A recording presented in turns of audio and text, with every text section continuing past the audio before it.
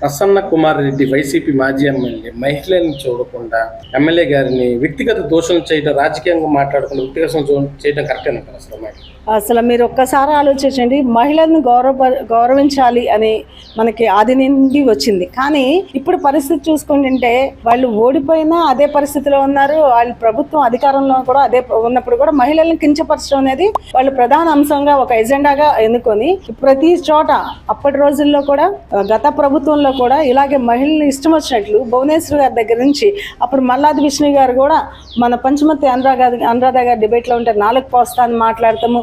అదే రకంగా అమరావతి మహిళల మీద దారుణాలు అది పోగా మరలా ఇప్పుడు అధికారం కోల్పోయి మహిళలు బుద్ధి చెప్పిన తర్వాత కూడా మళ్ళీ మహిళలని ఇలా కించపరచడం చాలా దురదృష్టకరం అండి. దీనికి మూల కారణం మేము అనుకోవడం జగన్మోహన్ రెడ్డి అనుకుంటామండి.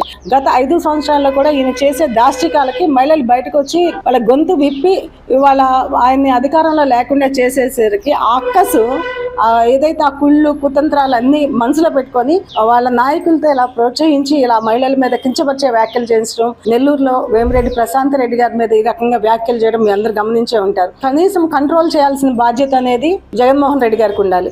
జగన్మోహన్ రెడ్డి గారికి ఆ మాత్రం కూడా ఒక మినిమం జ్ఞానం అనేది కూడా లేనప్పుడు భారతిరెడ్డి గారు ఒక మహిళే కదండి, ఏమాత్రం సిగ్గు అనిపించలేదట్టుంది ఆ మాట అంటే. వాళ్ళ నాయకులు ఆ మాట అన్నప్పుడు కనీసం వాళ్ళ భర్త కన్నా చెప్పి లేదంటే ఆమె ఒక స్టేట్మెంట్ ఇచ్చి ఇది చాలా తప్పు, మహిళ